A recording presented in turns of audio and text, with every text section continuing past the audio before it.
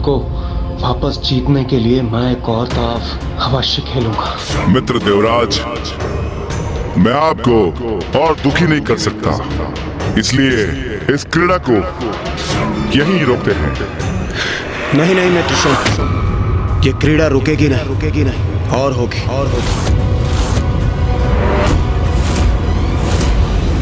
इंद्रदेव एक और दांव चलने का पागरा अवश्य कर रहे हैं, किंतु नीति अनुसार आपको भी कुछ और दांव में लगाना होगा। हाँ, जो ऐरावत से भी अधिक मूल्यवान हो आपके लिए। ऐरावत से अधिक मूल्यवान? कल्प वृक्ष।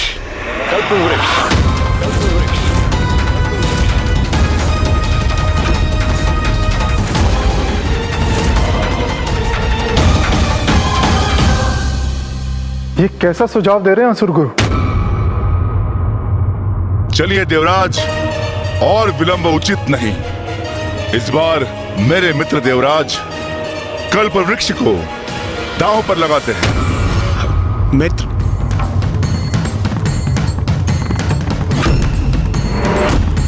इस दांव में विजयी होने के लिए आपको 6 और मुझे 9 अंक चाहिए।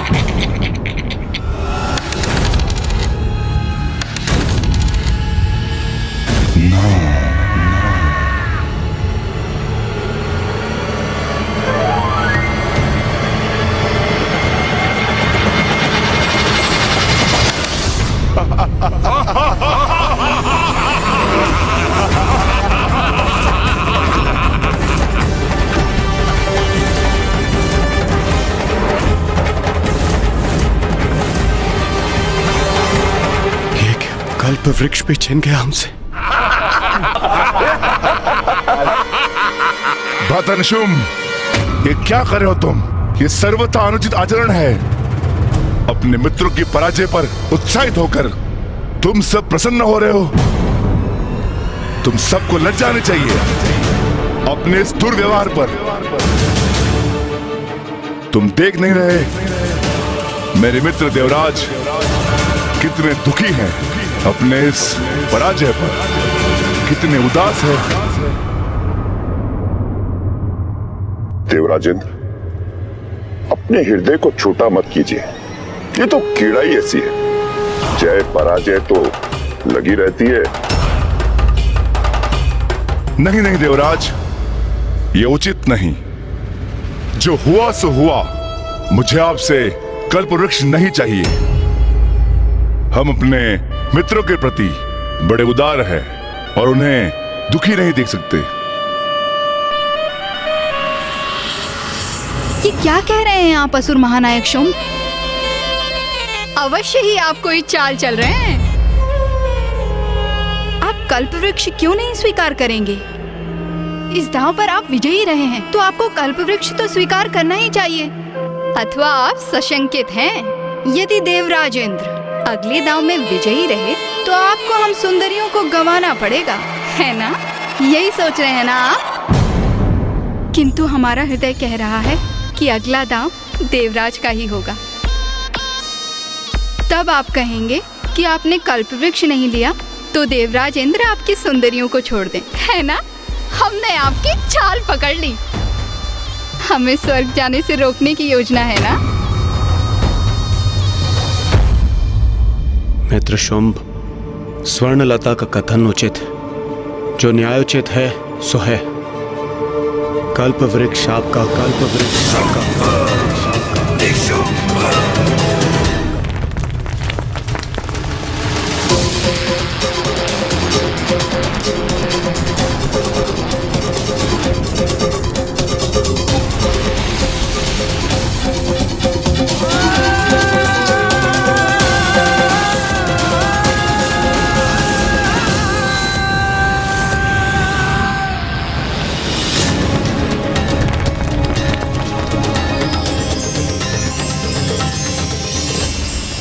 जो हुआ सो हुआ, किंतु अब मैं इन असुरों को उस सब का आनंद लेने कदापि नहीं दूंगा जिस पर केवल मेरा अधिकार है। असुर महानायक शुंभ, चलिए एक और दाव लगाते हैं।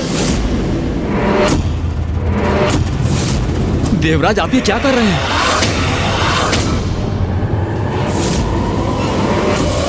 क्यों मित्र शुम, एक और दाव लगाने के लिए तैयार हैं आप? देवराज, आपके मुख और नेत्रों में इतना क्रोध, मुझसे कोई भूल हुई क्या? मित्र शुंभ, मेरे नेत्रों में जो अग्नि है वो एक प्रतिद्वंदी की है, किंतु मुझे आपके नेत्रों में दया दिखाई दे रही है। प्रतीत होता है आप मुझे कोई साधारण हारा हुआ देवता समझ बैठे हैं। भूलिए मत, इंद्र हूं मैं, देवराज इंद्र। स्मरण रहे, यदि भाग्य ने आरंभ में मेरा साथ दिया है तो पुनः भी अवश्य मेरा साथ देगा। चलिए चलिए। भाग्य ने नहीं इंद्रदेव, मेरे छल कपट ने तुम्हारा साथ दिया है, किंतु अब वह असुरों के साथ है। तुम केवल इसी प्रकार देवराज होने का घमंड करते रहो और एक एक चाल चलते रहो, क्योंकि तुम देवताओं को तुम्हारे समस्त निधियों से रिक्त और वंचित करना ही हमारा अंतिम उद्देश्य है। मित्र देवराज, अब मुझे आपकी विजय पर इतना विश्वास है, मैं कल्पवृक्ष और ऐरावत के साथ साथ अपनी सारी सुंदर स्त्रियों को दांव पर लगाता हूं। यही अंतिम अवसर है जब मैं अपना गवाया हुआ सब कुछ पुनः पा सकता हूं। अब तो आप प्रसन्न है ना? देवराजेंद्र, ये क्या कह रहे हैं आप? माना कि अपार सौंदर्य इन सुंदरियों का, किंतु स्वर्ग का धन धान्य अमूल्य है, इसलिए सावधान रहिएगा। अब आप और क्या दांव पे लगाएंगे देवराज इंद्र? कामधेनु, कामधेनु।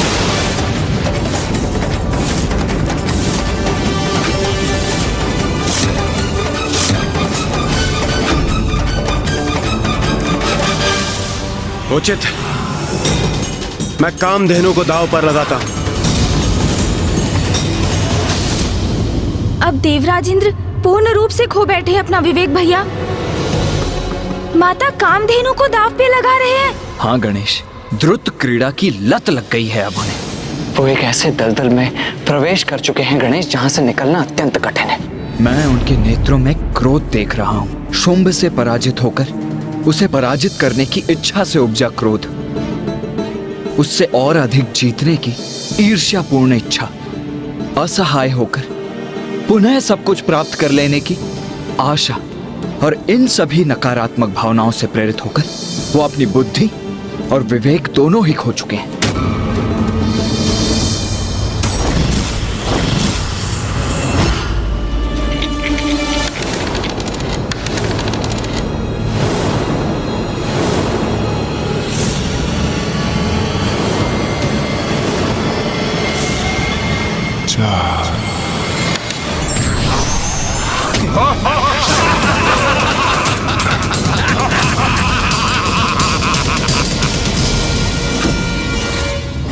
असुर महानायक शुंभ की जय! असुर महानायक शुंभ की जय! इंद्रदेव, आपने माता कामधेनु को गवा दिया।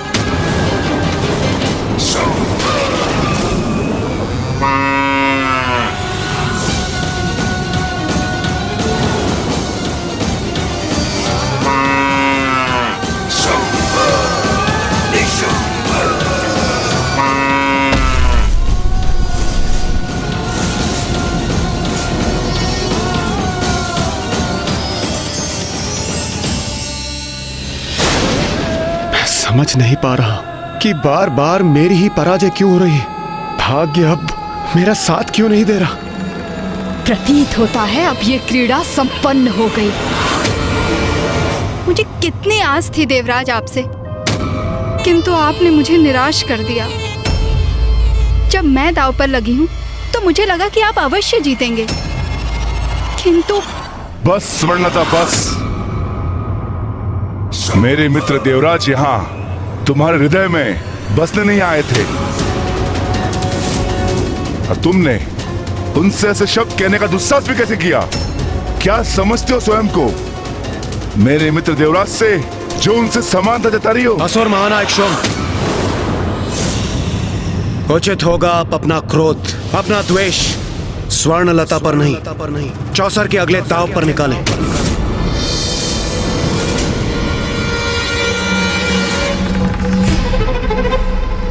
इंद्रदेव, मैं आपसे विनती करता हूँ, अब बस कीजिए। सब कुछ तो आप खो चुके हैं, अब कम से कम अपना आत्मसम्मान और अपनी मर्यादा तो। सूर्यदेव, असुर महानायक शुंभ एक कबला स्त्री का अपमान कर रहे हैं, इसलिए मैं एक और दाव लगाने पर तत्पर हूँ, जिससे कि मैं उस स्त्री के मान की रक्षा कर सकूं। और आप मुझे रोक रहे हैं। इंद्रदेव, आप इस क्रीड़ा में इतने डूब गए कि उसके मिथ्या कारण ढूंढ रहे हैं। देवराज मात्र दाव ही नहीं हार रहे, अपनी नैतिकता एवं उचित अनुचित समझने की क्षमता भी खोते जा रहे हैं। चलिए असुर महानायक शुंभ, एक और दाव चलिए। उचित है। इस बार मैं और भी बड़ा दाव लगाता हूं। यदि इस बार आप विजयी हुए तो ऐरावत, कामधेनु और कल्पवृक्ष के साथ साथ आप उन सभी के अधिकारी होंगे जो आप मुझसे जीत चुके हैं। और इसके साथ मैं स्वर्णलता के पांव पर गिरकर क्षमा याचना करूंगा। अब आप कहिए, आप क्या दांव पर लगाएंगे देवराज? सृष्टि पर जब बढ़ा असुरों का अत्याचार, तब गणेश ने लिया विनायक की अवतार। जानिए गणेश के इस अनुपम रूप की कहानी। स्मरण रखिए देवराज इंद्र, जब असुर महानायक ने अपना दाव इतना बड़ा कर दिया है, तो जब आप दांव पे लगाएं तो आपका दांव भी इनके समकक्ष होना चाहिए। अब ऐसा क्या है उनके पास गणेश? मेरे अनुसार अब देवराज के पास और कुछ भी नहीं है दांव लगाने के लिए। भैया, एक वस्तु अभी भी शेष है, और मैं तो यही मना रहा हूँ कि शुंभ और असुर गुरु शुक्राचार्य देवता से वो ना मंगा लें। अभी कहां सब कुछ खोया है देवराज इंद्र आपने? देवराज तो आप अभी भी हैं ना। इंद्रासन है आपके पास, और एक वही है जो आपके द्वारा गंवाए सभी से अधिक मूल्यवान है।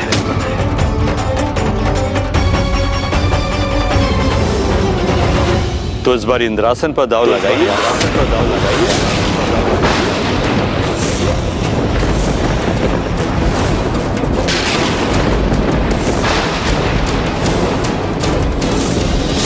जिसका भय था वही हुआ भैया। असुर गुरु शुक्राचार्य ने इंद्रासन भी मांग लिया।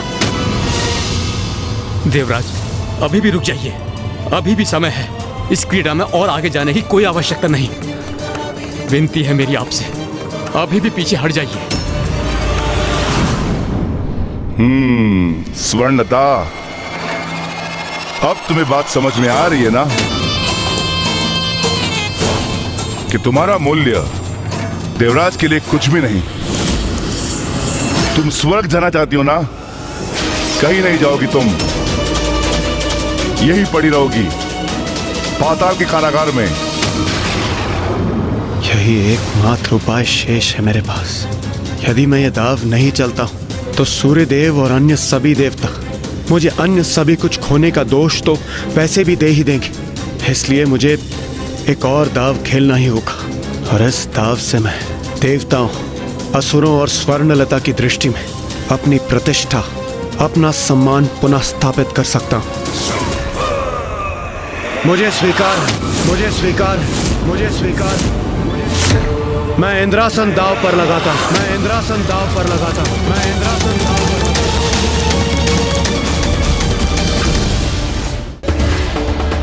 सृष्टि पर जब बढ़ा असुरों का अत्याचार, तब गणेश ने लिया विनायक की अवतार। जानिए गणेश के इस अनुपम रूप की कहानी।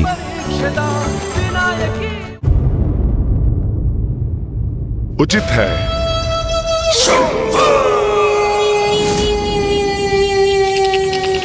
इस दाव में विजय प्राप्ति के लिए आपको 3 और मुझे 6 का अंक चाहिए।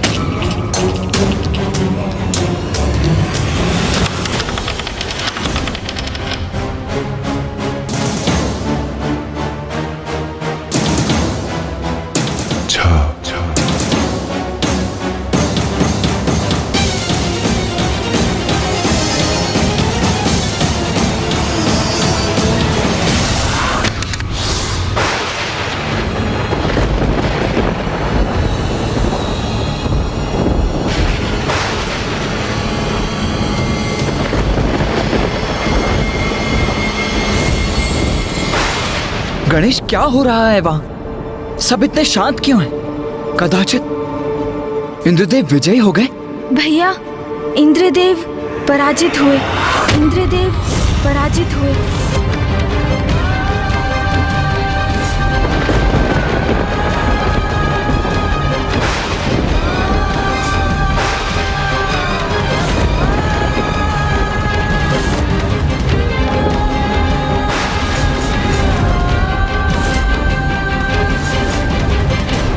ये आप क्या कर बैठे देवराजेंद्र?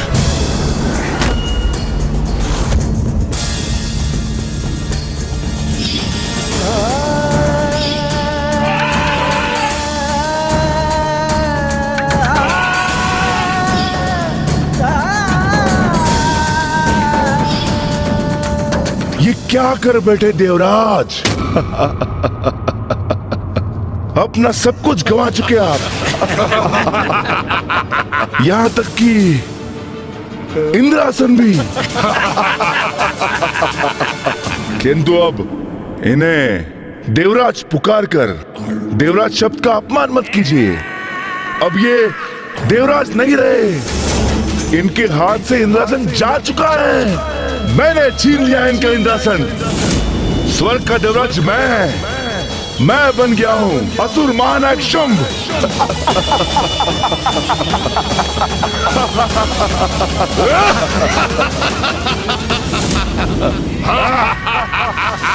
असुर महानायक शुंभ की, असुर महानायक शुंभ की, असुर महानायक शुंभ की। महाराज शुंभ, ये देवता अपना सर्वस्व गंवा चुके हैं। अब इनके पास कुछ भी नहीं बचा है। बचा मेरा अर्थ है कि इंद्रदेव के पास अब कुछ भी नहीं बचा है, कुछ भी नहीं। अब ये बेचारे कहां जाएंगे, क्या करेंगे, कैसे अपना जीवन यापन करेंगे? अरे रे मित्र, आप तो विचलित होकर चिंता में डूब गए, परंतु डूबा तो मैंने दिया ना आपको। ना आपके पास पद रहा, न निवास, किंतु मैं आपका मित्र हूं और मैं आपको दर दर की ठोकरें खाने पर विवश नहीं करूंगा। मैं असुर महानायक शुंभ और देवराज होने के नाते आपके लिए एक उचित स्थान नियत करूंगा। क्या होगा इनका उचित स्थान? हाँ, यमलोक, यमलोक, यमलोक, यमलोक, यमलोक।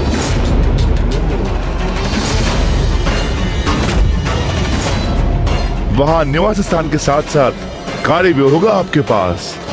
आते जाते आत्माओं की गणना करते रहेगा वहां। क्योंकि स्वर्ग और पाताल दोनों पर मेरा इस असुर महानायक शुंभ का अधिकार है।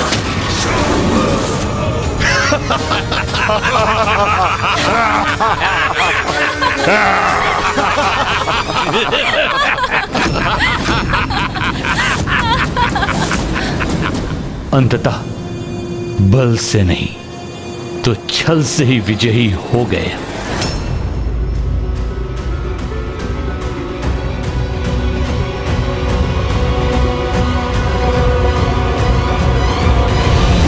मित्रवर, ये कैसा व्यवहार है आपका? अब तक तो आप मुझे मित्र मित्र कहकर संबोधित कर रहे थे, फिर ये अब कैसा मित्र? कहां का मित्र? मित्रता तो समानता में होती है और तुम अपना सब कुछ खो बैठे हो।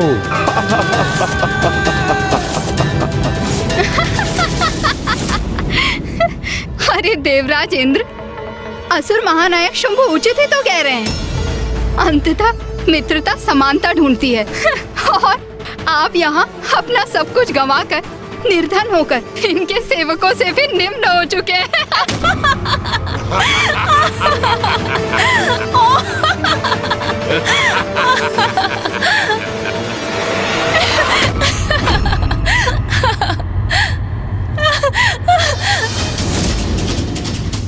अरे ऐसे घूर क्या रहे हैं आप मुझे? मैंने आपको देखकर तनिक मुस्कुरा क्या दिया और आप मेरे पीछे पीछे यहाँ तक पहुँच गए। कैसे पुरुष हैं आप?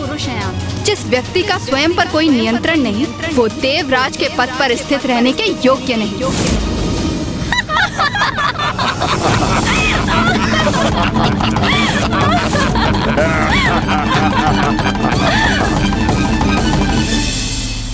सुनिए, एक सुझाव दे रही हूँ। असुर महानायक शुंभ की दया स्वीकार कर यमलोक में शांति पूर्वक अपना जीवन बिताइए। जाइए यहाँ से।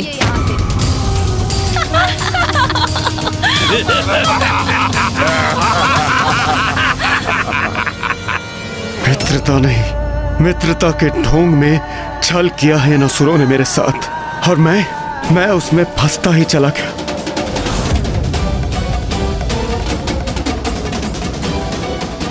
अंततः इन असुरों की योजना पूर्ण हो ही गई, किंतु अब इन्हें इनके छल का उचित उत्तर देने का समय आ गया है। असुर गुरु शुक्राचार्य, आप ये सब कुछ होते देखकर शांत कैसे रह सकते हैं? कैसे स्वीकार कर सकते हैं आप इसे? वैसे ही जैसे आप मेरे शिष्य असुरों पर होते हुए अत्याचार देखते हुए चुप्पी साध लेते हैं। जो हुआ ठीक ही हुआ। आज के बाद स्वर्ग और पाताल दोनों पर असुरों का आधिपत्य होगा। संसार में स्वर्ग और पाताल का भेद ही मिट जाएगा।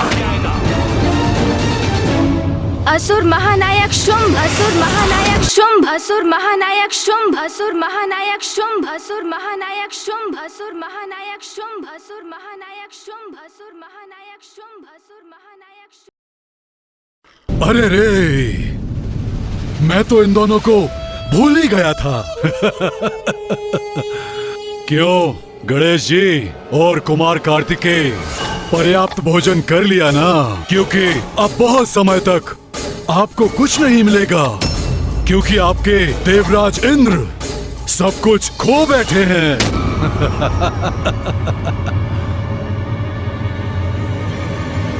ये नवीन असुर महानायक इतने मूर्ख होंगे ये ज्ञात नहीं था मुझे गणेश। तूने मारा शुंभ को मूर्ख कहने का दुस्साहस कैसे किया? अरे मूर्खता करेंगे तो मूर्ख ही कहलाएंगे ना। अब इसमें साहस दुस्साहस कहाँ से आ गया? आप जो भी कहना चाहते हैं स्पष्ट कहिए गणेश जी। उचित है तो आप स्पष्ट शब्दों में ही सुनिए। इंद्रासन पर अधिकार कर आपने ये कैसे सोच लिया कि अब इंद्रदेव के पास दांव लगाने के लिए कुछ भी शेष नहीं? ये क्या कह रहे हैं गणेश जी? अब क्या शेष है इंद्रदेव के पास? अभी ये क्रीड़ा संपन्न नहीं हुई। असुर महानायक शुंभ, अभी तो बहुत कुछ होना शेष है। अब कुछ शेष नहीं, सब कुछ समाप्त हो चुका है। मैंने इन देवताओं से इनका सब कुछ छीन लिया है, किंतु तुम्हें इसका भान कैसे होगा? क्योंकि हमने तुम्हें भोजन में व्यस्त रखा था। आपकी अज्ञानता चकित कर रही है मुझे। कदाचित आपको हमारी क्षमताओं का कोई भान नहीं है। कहाँ क्या हो रहा है ये ज्ञात करने के लिए मुझे अथवा मेरे अनुज को वहां उपस्थित रहने की आवश्यकता नहीं है। हमें भली भांति ज्ञात है कि इंद्रदेव चौसर की क्रीड़ा के उन्माद में ऐरावत, कल्प वृक्ष और यहाँ तक कि माता कामधेनु के साथ साथ इंद्रासन पद को भी गंवा चुके हैं। ओह, ज्ञानी हो तुम दोनों। तो बताओ, जब देवराज पद ही चला गया तो क्या बच गया इंद्रदेव के पास? उनकी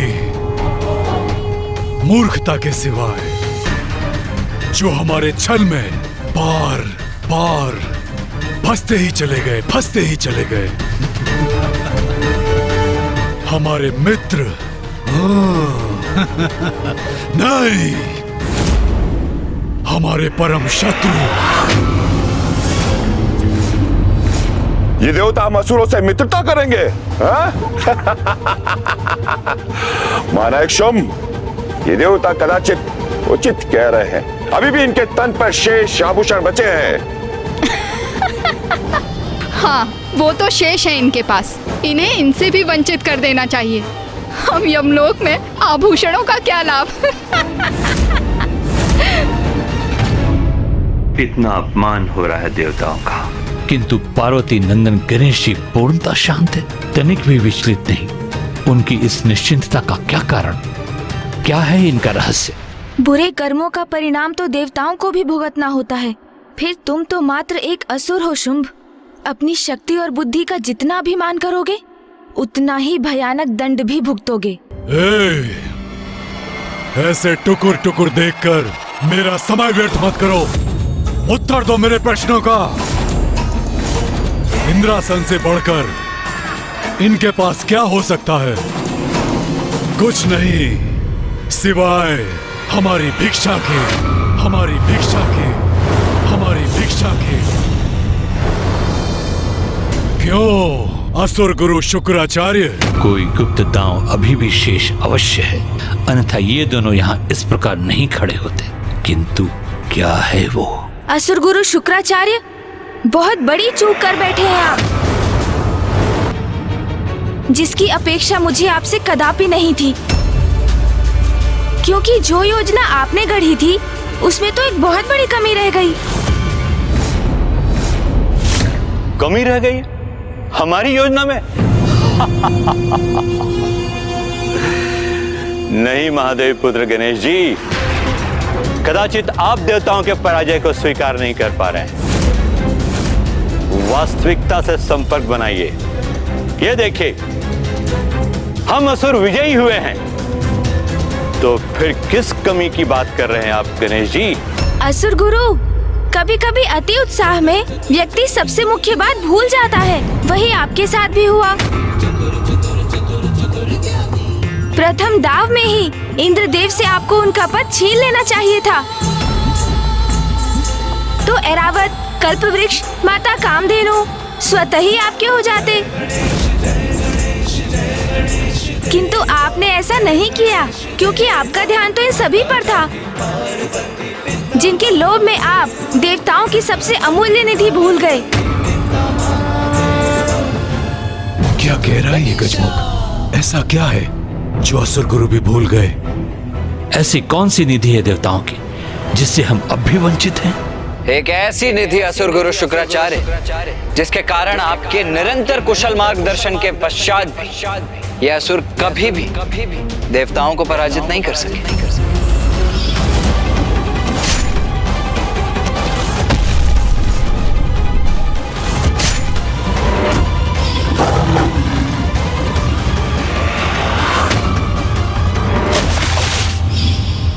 वो निधि जो देवताओं को देवता बनाती है।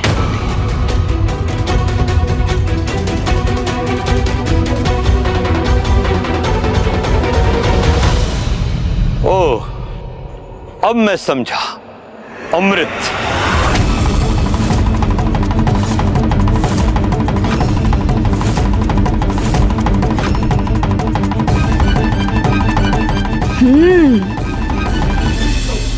अमृत? उचित कहा कुमार कार्तिकेय। अमृत अमृत अभी भी सुरक्षित है। हाँ, अमृत असुर गुरु शुक्राचार्य, अमृत। उस पर तो अभी भी हमारा ही अधिकार है। गुरुवर, ये क्या कह रहे हैं? क्या अर्थ है इनका? इसका अर्थ मैं तुम्हें समझाता हूं शुंभ। सब कुछ प्राप्त कर लेने के बाद भी तुम कितना अधिक जियोगे? 1 सहस्त्र, 2 सहस्त्र और अधिक से अधिक 4 सहस्त्र वर्ष। किंतु उसके पश्चात एक दिवस तो ऐसा अवश्य आएगा जब आपको मृत्यु के मुख में प्रवेश करना होगा असुर महानायक शुंभ। और फिर आपकी मृत्यु के पश्चात सभी कुछ पुनः देवताओं को प्राप्त हो जाएगा, क्योंकि उनकी मृत्यु तो असंभव है। वो अमृत के कारण अमर है ना देवता। ये कैसा अनर्गल प्रलाप है? इंद्रासन मैंने प्राप्त किया है, तो अमृत भी मेरा ही हुआ। नहीं असुर महानायक शुंभ, अमृत पर एकमात्र देवराज का ही नहीं, अन्य देवताओं का भी समान अधिकार है। देवराज होने के नाते वो मात्र इसके संरक्षक है। अनेकों बार शक्तिशाली असुरों के अनेकों प्रयास के बाद भी असुर अमृत प्राप्त नहीं कर सके, वो देवताओं के समान अमर नहीं हो सके। तो गुरुवर, आप बताइए कि इस अमृत को कैसे प्राप्त करें हम? अरे, आपने ध्यान से सुना नहीं? असुर गुरु ने क्या कहा? अमृत तो सभी देवताओं का है, किंतु प्रथम पूज्य होने के नाते बिना मेरी सम्मति के अमृत को लेकर कोई कुछ नहीं कर सकता। किंतु यदि आपको अमृत चाहिए तो उसे भी प्राप्त कर सकते हैं आप असुर महानायक। किंतु उसके लिए आपको मेरे साथ चौसर के दाव में विजय प्राप्त करनी होगी।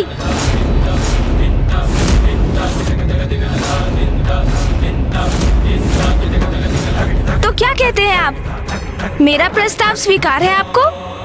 तो क्रीड़ा आरंभ करें, तो क्रीड़ा आरंभ करें, तो क्रीड़ा आरंभ करें। ये क्या कह रहे हैं गणेश जी? एकमात्र अमृत ही तो शेष है हमारे पास, और यदि उसे भी दांव पे लगा दिया तो हम अपना सर्वस्व खो बैठेंगे। चिंता मत कीजिए सूर्यदेव, गणेश को भली भांति ज्ञात है कि वो क्या करने जा रहा है। आप बस शांत रहिए और इस क्रीड़ा को होने दीजिए। इस बार इस क्रीड़ा का परिणाम अवश्य उचित ही होगा।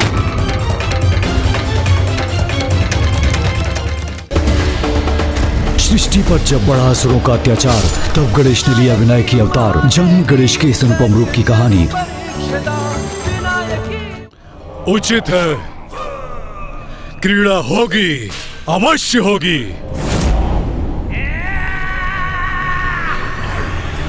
सब कुछ गंवाने के पश्चात भी गणेश जी अमृत दांव पे लगाने के लिए आतुर हैं। क्या मंशा हो सकती है इसमें उनकी? अवश्य कोई न कोई चतुराई होगी उनकी, किंतु अमृत के बिना हमारी विजय भी तो अधूरी है। क्रीड़ा अवश्य होगी, किंतु अब कैसा किंतु परंतु? अमृत दांव पर तभी लगेगा असुर महानायक जब देवताओं से आपने जो भी प्राप्त किया है उसके साथ आप अपना सर्वस्व दांव पर लगाएंगे।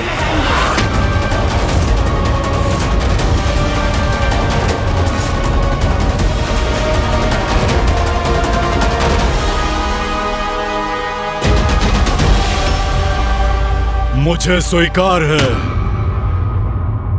जब आपको हमारी शर्त स्वीकार है तो विलंब क्यों? आरंभ करते हैं। अवश्य, इस आरंभ में ही तुम्हारा अंत है।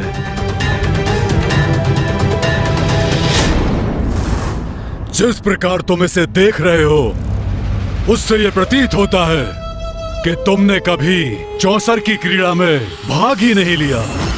क्या करें असुर महानायक शुंभ, हम कैलाश में ऐसी कोई क्रीड़ा करते ही कहाँ हैं जिसमें कोई दांव लगाने की आवश्यकता हो। द्रुत क्रीड़ा निषेध है ना वहाँ। दोष तो मेरा ही। अपने दायित्वों को भूलकर, मिथ्या आकर्षण से प्रभावित होकर मैंने ही तो धृत क्रीड़ा में भाग लिया। चलो, बहुत हुई शब्दों की क्रीड़ा। अब क्या इसे संपूर्ण दिवस निहारते रहोगे या चौसर की क्रीड़ा भी खेलोगे? भैया, मैं तो ये क्रीड़ा भली भांति समझ गया। हाँ गणेश, ये क्रीड़ा तो सीधी और स्पष्ट है।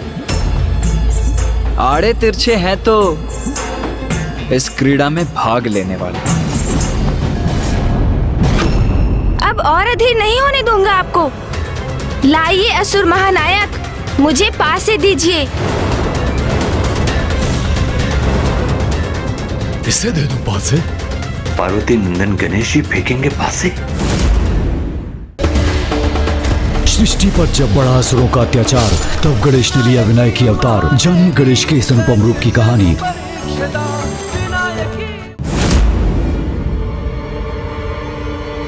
संकोच मत कीजिए, मुझे दीजिए पासे। पासे तुम्हें क्यों दूं? पासे तो मैं ही फेंकूंगा, जैसे मैं अब तक करता आया हूँ। वो नियम तो पूर्व में था, और ये स्थिति आपके पास है फेंकने का ही तो परिणाम है। ये एक नवीन और भिन्न दांव है, इसीलिए यदि इसमें पासे गिरेंगे तो प्रथम पूज्य गणेश के हाथों से। यदि आपको स्वीकार है तो आरंभ करते, अन्यथा कोई बात नहीं, अमृत हम देवताओं के पास ही रहेगा। फिर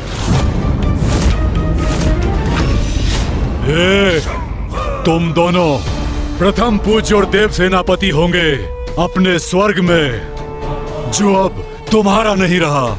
और ये भूलो मत, तुम लोग मेरी राज्यसभा में हो, और जहां तुम्हारे देवता लाचारों की तरह बस खड़े हैं, इसलिए तुम मुझे किसी भी अवस्था में बांधने की स्थिति में नहीं हो। समझ गए? समझने की आवश्यकता तो आपको है। असुर महानायक होंगे आप अपनी राजसभा में, किंतु स्मरण रहे, मृत्यु से मुक्त नहीं है आप, क्योंकि अमृत तो अभी भी हमारे ही पास है, और ये दांव उसी अमृत के लिए चला जा रहा है। इसलिए हम जितना चाहे उतनी अवस्था लगा सकते हैं आप पर। इस व्यर्थ के विवाद का कोई लाभ नहीं। अब गणेश जी को पासे दीजिए और क्रीड़ा को संपन्न कीजिए। परिणाम सबके समक्ष स्वतः ही आ जाएगा। तुम 100 बार भी ये मायावी पासे फेंकोगे तो भी विजय तो मैं ही होऊंगा, और एक बार अमृत पर मेरा अधिकार हो जाए तो तुम्हें भी उचित पाठ सिखाऊंगा मैं।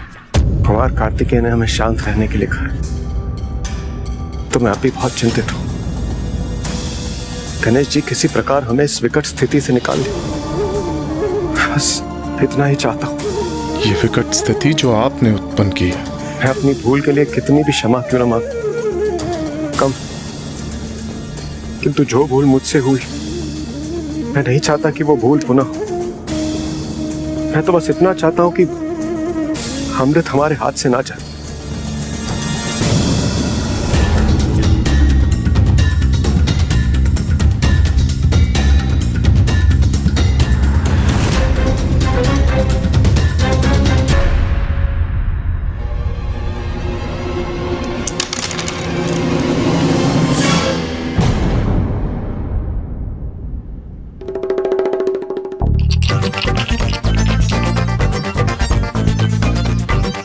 गणेश जी, अब विलंब क्यों?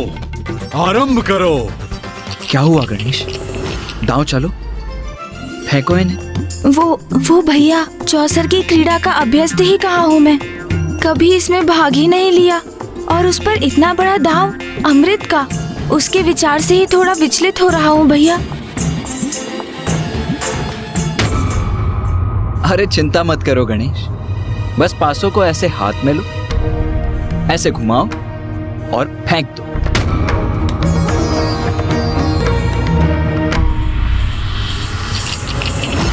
अरे ऐसे नहीं गणेश, लाओ मैं दिखाता हूं, मुझे दो पासे। असुर गुरु, यदि आपको कोई आपत्ति ना हो तो मैं गणेश को दिखा दूं कि पासे कैसे फेंके जाते हैं। अवश्य, मुझे कोई आपत्ति नहीं, अपितु प्रसन्नता होगी कि महादेव पुत्र प्रथम पूज्य गणेश जी को अभी भी कुछ सीखना शेष है।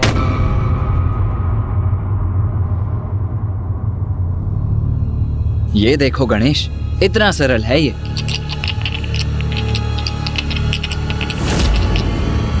ये पासे हाथ में लिए और यथाशक्ति फेंक दिया।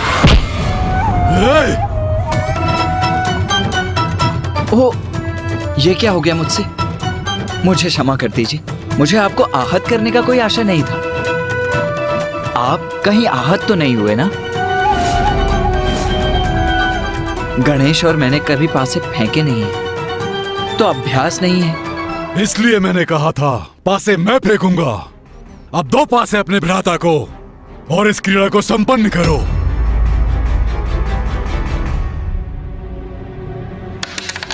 हाँ, जैसी आपकी इच्छा। लो गणेश, अब तुम ही फेंको इन्हें।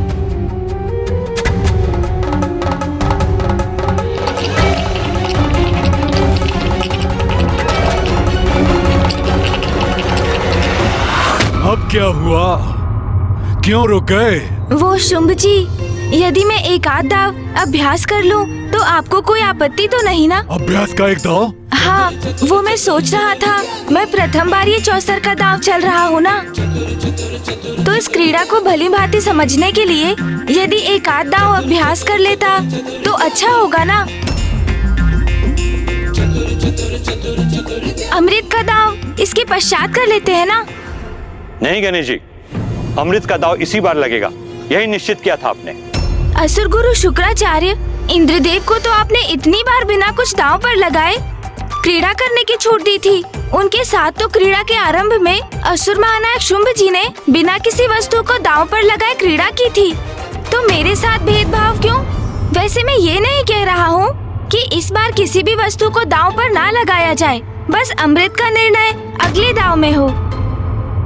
तुम्हारे पास बचा ही क्या है जो तुम दांव पे लगा सकते हो? सब कुछ तो मेरा हो चुका है, मेरा। वो तो हम तब आपको बताएंगे जब आप इस दांव में मुझे अभ्यास करने की अनुमति देंगे। उचित है, एक बार आप अभ्यास कर लें, फिर अमृत। लो, गुरुदेव ने अनुमति दे दी है, तो बताओ क्या लगाओगे दांव पर?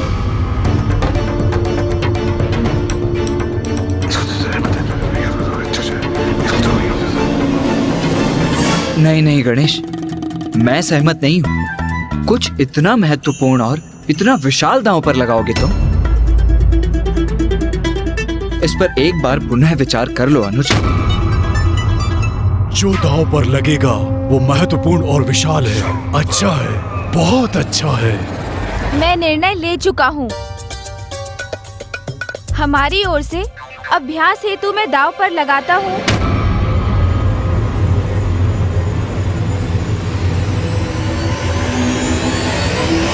मूषक जी को।